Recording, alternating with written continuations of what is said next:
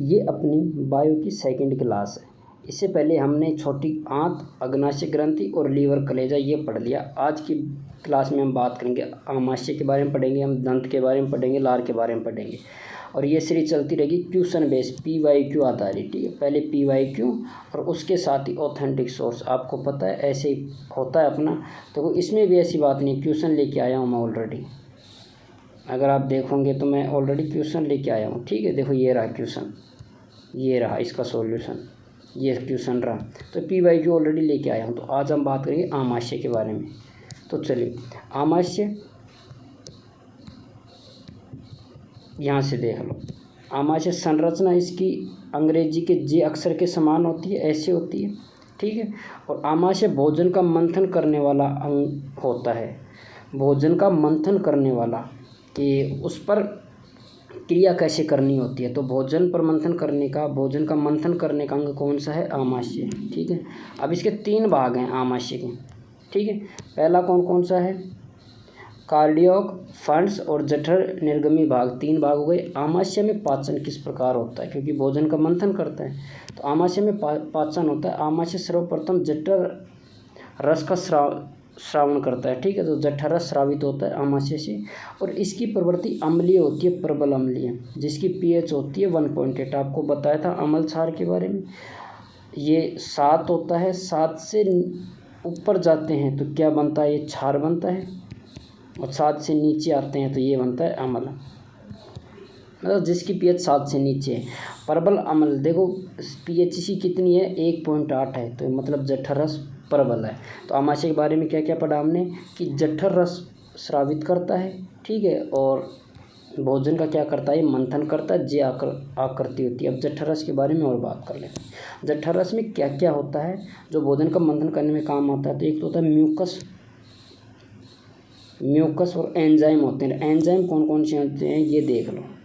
ठीक है, पेप्सिनोज होता है, रेनिन होता है, गैस्ट्रिक होता है, लाइपेज होता है, HCl होता है। HCl अम्ल बताएंगे, इसके बारे में कल बता दिया था। ठीक है, तो म्यूकस होता है जठर रस में, एक एक की बात करते हैं। म्यूकस का काम होता है दीवारों की तरह रक्षा करता है, आमाशय की दीवारों की रक्षा करता है। ठीक है, और आमाशय को स्वपाचन से बचाता है, खुद का पाचन ना कर ले, इसलिए म्यूकस आमाशय को बचाता है, आमाशय की दीवारों की रक्षा करता है। ठीक है, म्यूकस। अब बात करते हैं एंजाइम। जठर रस में एक तो म्यूकस होता है, एक एंजाइम होता है, एक HCl अम्ल होता है। म्यूकस की बात कर ली, हम बात करेंगे एंजाइम की। ठीक है, तो एंजाइम की बात कर लेते हैं एक एक। एंजाइम मुख्यतः प्रोटीन के बने होते हैं, ये याद रख लेना, क्वेश्चन आ सकता है इसलिए ट्रिक लगा, इस पर हेडलाइन दिया हूँ कि म्यूकस प्रोटीन, एंजाइम प्रोटीन के बने होते हैं। ठीक है, अब एंजाइम में हमने पढ़ा था पेप्सिनोज, ये क्या करता है कि निष्क्रिय होता है, इसको सक्रिय करने का काम होता है HCl का। तो HCl सक्रिय पेप्सिन में बदलता है, किसको बदलता है? पेप्सिनोजन को। ठीक है, रेनिन क्या होता है कि मानव शिशुओं में, जो बच्चों में है ना, जठर रस उपस्थित होता है। रेनिन, मानव शिशुओं में जठर रस उपस्थित होता है, उसे रेनिन बोलते हैं। और गैस्ट्रिक होता है, वसा का अपघटन करता है, कमज़ोर होता है लेकिन फिर भी वसा का अपघटन कर देता है। तो एंजाइम होते हैं, एंजाइम में कौन कौन से हमने पढ़े? पेप्सिनोजन, रेनिन और गैस्ट्रिक, ये होता है। एंजाइम के बारे में क्या पढ़ा हमने कि प्रोटीन के बने होते हैं। तो हमने क्या पढ़ा? जठर रस में तो म्यूकस होता है, एक एंजाइम होता है, एक HCl होता है। HCl के बारे में मैंने कल बता दिया था ऑलरेडी, HCl के बारे में। ठीक है, फिर भी बता देता हूँ। HCl का उपयोग करता है जब HCl का होता है जब गैस वो होता है ना कि जलन होती है सीने में, जलन या फिर बोलते हैं उसे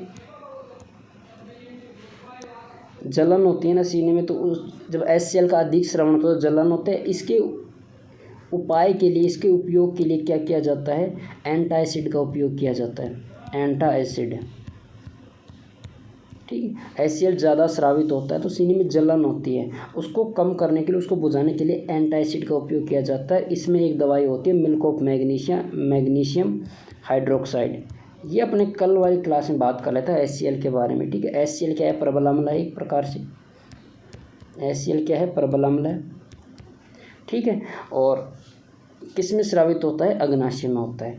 और एक अग्नाशय में मतलब याद रखना, अग्नाशय में कौन सा रस स्रावित होता है? जठर। जठर में हमने क्या क्या पढ़ा? म्यूकस पढ़ लिया हमने, HCl पढ़ लिया और एंजाइम पढ़ लिए, ठीक है। अब बात करते हैं, एक क्वेश्चन है, ये अपने आया था पटवार में, पटवार की सेकंड शिफ्ट में आया था क्वेश्चन। विटामिन का कौन सा समूह वसा में घुलनशील होता है? वसा में घुलनशील कौन कौन से होते हैं याद रखना। और जल में घुलनशील कौन कौन से होते हैं? तो जल में तो होते हैं बी और सी, विटामिन बी और सी, और बाकी A D E के, बाकी का मतलब जो वसा में होते हैं, वसा में होते हैं vitamin A, vitamin D, vitamin E और विटामिन के, ये होते हैं वसा में। तो क्वेश्चन इसने यही पूछा था कि वसा में घुलनशील कौन कौन से हैं। तो देखो वसा में अभी बताया था आपको A D E के, तो इसका सी बेस वो होगा, ऑप्शन होगा। ये अपने आया था पटवार में, ओके। देखो मैंने इसका सॉल्यूशन भी दे रखा है कि वह जल में घुलनशील होता है BC विटामिन, ये विटामिन होते हैं, ठीक है। और वसा में घुलनशील कौन कौन से होते हैं? A D E के, ये चारों विटामिन वसा में होते हैं। ये काफ़ी बार जब पटवार में आ चुका है तो मतलब चतुर्थ श्रेणी में आ सकता है, कोई वो नहीं है। नेक्स्ट की बात कर लेते हैं, हमने आमाशय पढ़ लिया पूरा, आमाशय में जठर ग्रंथि पूरा पढ़ लिया, ठीक है। अब बात करते हैं दंत सूत्र के बारे में, मानव दंत के दांतों के बारे में, किसका बना होता है। तो सबसे पहले पाचन तंत्र, चलो छोड़ो से दंत तो आते हैं पाचन में, तो याद रखना दांतों का सफ़ेद आवरण इनेमल होता है, जो शरीर का सबसे कठोर भाग होता है। इसमें एक बात पूछता है कि किसका बना होता है दंत, तो एक कैल्शियम फास्फेट का बना होता है, ये याद रख लेना। किसका होता है? कैल्शियम फास्फेट का बना होता है। तो दांतों का जो कठोर इनेमल भाग होता है वो फास्फेट का बना होता है। दंत के 4 प्रकार बताए हैं, ठीक है, तो ये याद रख लेना। कृतनक, रदनक, अग्रचर्वणक और चौवर्णक होता है, ठीक है। इंसेसर, कैनाइन, प्रीमोलर और मोलर होते हैं। इसमें एक कृतनक मतलब होता है काटने वाला, कैसे कृतनक, कैसे काटने वाला। रदनक काटने के बाद चीर फाड़ करता है ना, रद्द करता है, तो चीर फाड़ने के लिए।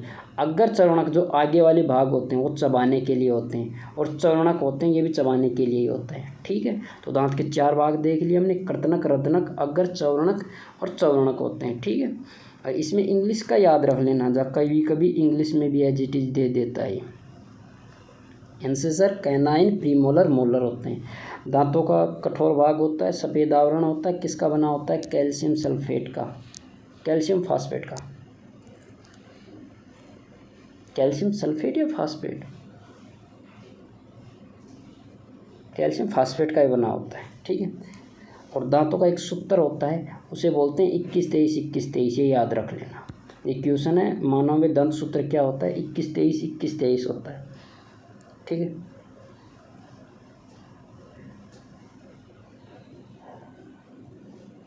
अब आता है लार के बारे में।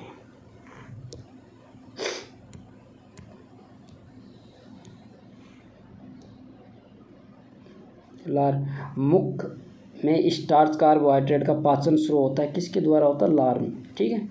तो लार एंजाइम के बारे में बात करते हैं, 1 मिनट,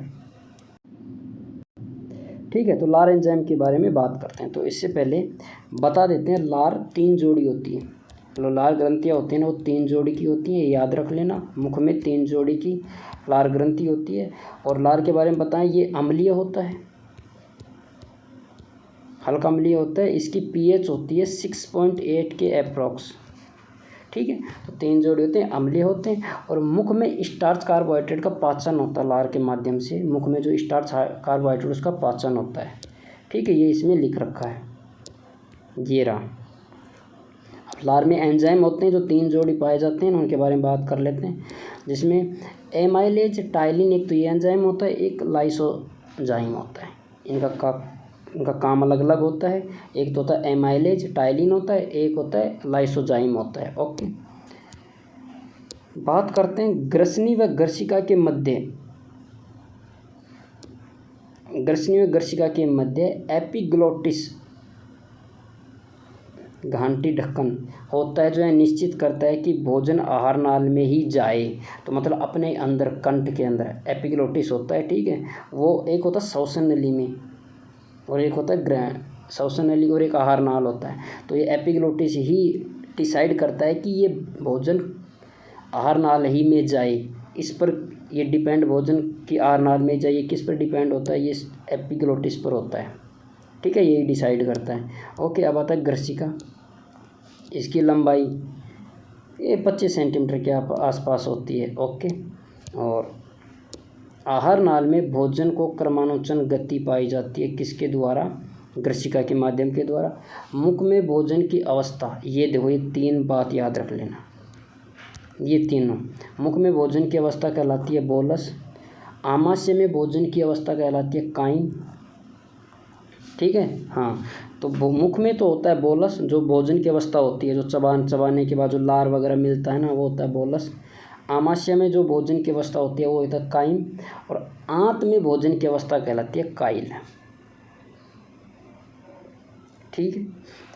आमाशय में काइम, आंत में काइल और मुख में बोलस होती है। ये 3 शब्द याद रख लेना, ये तीनों, बोलस, काइम, काइल। अगर याद करने का तरीका बता देता हूँ मैं, देखो आमाशय है, आमाशय, और एक होता है काइम, सिंपल है, जिसमें मैं है उसमें मैं है, काइम। आंत है, आंत का है काइल, इसका तो याद ही रख लेना, आंत का कायल होता है। और मुख में बोलने जीभ होती है, बोला जाता है तो बोलस, तो ये मुख का ही ऐसे याद रख लेना, मुख के द्वारा क्या होता है, जीभ होती है, बोलते हैं तो बोलस, मुख में भोजन की अवस्था होती है, ठीक है। तो ये थी अपने लार के बारे में, कि लार हल्का अम्लीय होता है, 6.8 pH होती है, 3 जोड़ी होता है इसमें। और एपिग्लोटिस का काम क्या होता है, आहार नाल में ही भोजन चाहिए डिसाइड करता है, ठीक है। और मुख में ये बोलस, काइम, काइल के बारे में बता ही दिया। अब एक क्वेश्चन आया था, अच्छा है, ये क्वेश्चन अपने आया था किसमें, स्टेनो में, स्टेनोग्राफर में, ठीक है। क्वेश्चन क्या था वो देख लेते हैं, कि निम्नलिखित में से एंजाइमों के बारे में था कि उत्पन्न एंजाइमों का सही सुमेलित जोड़ी का चयन करें, ठीक है। देखो एमाइलेज, एमाइलेज ग्लूकोज सिरप की तैयारी करता है, बिल्कुल सही होता है। एमाइलेज क्या काम करता है, ये होता है कि कार्बोहाइड्रेट को किसमें, शर्करा में तोड़ने का काम करता है, कार्बोहाइड्रेट को शर्करा में तोड़ने का काम करता है, ठीक है, शर्करा में तोड़ता है कार्बोहाइड्रेट को। प्रोटीएज बियर स्पष्ट करने वाली होती है, ये भी सही होता है। पैक्टिनोज क्या होता है, पैक्टिनोज होता है जो फल होता है, जब प्रोटीएज होता है प्रोटीन के लिए होता है, पैक्टिनोज होता है ये होता है, कलर चेंज कर लेता हूँ मैं, हाँ, पैक्टिनोज क्या होता है, ये होता है जो फल होते हैं ना, फलों के गूदे को तोड़ने में, फलों का जो गूदा होता है उसको तोड़ने में काम आता है, ठीक है। इसने बोला पाचक के लिए नहीं होता है, ठीक है। और लाइपेज, लाइपेज क्या होता है, ये फलों का रस साफ करने, बिल्कुल गलत होता है, ठीक है, तो ये भी गलत है। इसने क्या बोला था कि देखो फलों का रस साफ करने के लिए लाइपेज का उपयोग नहीं किया जाता, ठीक है। तो इसमें क्या बोला कि सही युग में तो ए और बी ही सही है। एमाइलेज होता है जो इसके अनुसार, देखो क्वेश्चन के अनुसार, ये याद रख लेना, एमाइलेज क्या बताया था, कार्बोहाइड्रेट को शर्करा में तोड़ता है तो ग्लूकोज सिरप की तैयारी करता है, सत्य बात है। प्रोटीएज बियर स्पष्ट करने वाली होती है, ये याद रख लेना, ठीक है। प्रोटीज प्रोटीन को तोड़ने काम करता है। पैक्टिनेज होता है जो पाचक के रूप में काम नहीं आता है, ये गलत है, ये होता है फले को गूदे को तोड़ने के लिए होता है, ठीक है। और लाइपेज फलों का रस साफ करने के लिए उपयोग नहीं किया जाता, तो इसमें ए और बी ही सही हैं, तो ए और बी क्या है, बी ऑप्शन में है। अब इस एंजाइम की बात कर लेते हैं सारे के बारे में। ये लाइपेज क्या होता है, जो वसा को तोड़ने का काम आता है, ठीक है। अब आता है माल्टेज, एक एक एंजाइम को देख ले, अच्छे से क्वेश्चन आ सकता है, जिस प्रकार से स्टेनो पूछा था। देखो माल्टोज क्या करता है, माल्टेज माल्टोज को ग्लूकोज में बदलता है, माल्टेज माल्टोज को ग्लूकोज में बदलता है। लैक्टोज लैक्टोज को ग्लूकोज में बदलता है, माल्टेज को ग्लूकोज में, लैक्टेस लैक्टोज को ग्लूकोज में बदलता है, ठीक है। और लैक्टोबैसिलस दही में पाया जाता है जीवाणु, ये याद रख लेना, लैक्टोबैसिलस जीवाणु दही में पाया जाता है। सुक्रेज वो सुक्रोज को ग्लूकोज में तोड़ता है। एक बात याद रखना, जो सुक्रेज है, लैक्टेज है, माल्टेज है, ये अपने ही बड़े भाई माल्टेज माल्टोज को ग्लूकोज में, सारे ग्लूकोज में तोड़ रहे हैं। लाइपेज वसा को वसीय अम्ल में या गिल्सरोल में बदलता है। ये देखो ये आ रहा ना, इस क्वेश्चन में 4th ऑप्शन था लाइपेज का ही। देखो ये रहा, ये लाइपेज, ये वसा को तोड़ने का काम करता है। ठीक है, अब आता है न्यूक्लियजेज। ये होता है न्यूक्लिक अम्ल व न्यूक्लियोटाइड को न्यूक्लियोसाइड व शर्करा में बदलता है। ये काफ़ी इंपॉर्टेंट है। न्यूक्लियजेज क्या करता है, न्यूक्लिक अम्ल या न्यूक्लियोटाइड को न्यूक्लियोसाइड व शर्करा में बदलता है। टाइड को साइड में बदलता है, सिंपल है। ठीक है, और डाइपेप्टाइडेज क्या करता है, पेप्टाइडेज, ये होता है डाइपेप्टाइडेज डेज होता है जो डाइपेप्टाइड को एमिनो अम्ल में बदलता है। पेप्टाइड एमिनो अम्ल में बदलता है। और फॉस्फेटेज होता है जो न्यूक्लियोटाइड को नाइट्रोजन क्षार व राइबोज में बदलता है। ठीक है, हाँ, तो फॉस्फेटेज क्या करता है, न्यूक्लियोटाइड को नाइट्रोजन व क्षार व राइबोज में बदलता है। और एक ये देख लेना जो शर्करा में बदलता है। ठीक है, एक होता है राइबोज में बदलता है। ओके, और लाइपेज होता है जो वसीय अम्ल में तोड़ता है। ये माल्टेज, लैक्टेज, सुक्रोज ये ग्लूकोज में बदलते हैं अपने रूप को। ठीक है, ये एंजाइम थे कुछ, इनके बारे में बात कर लिया हमने आज क्या क्या बात किया, लार के बारे में बात की हमने, उसके बाद हमने दंत के बारे में बात की। ठीक है, और उसके बारे में ये सूत्र पढ़ा हमने प्रोटीन के बारे, विटामिन के बारे में, और हमने देखा जठररस जो कि आमाशय से स्रावित होता है। ठीक है, तो ये कुछ भाग थे, ये सेकंड क्लास है।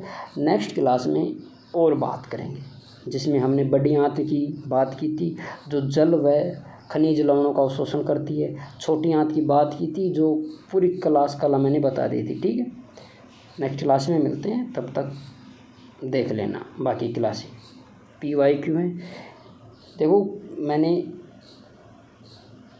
केमिस्ट्री में बता दूँ आपको, जो अपना था ना धातु है, धातु हमेशा एक क्वेश्चन आता है। पटवार में आया था पीतल के बारे में, पटवार में किसके बारे में आया था, पीतल के बारे में।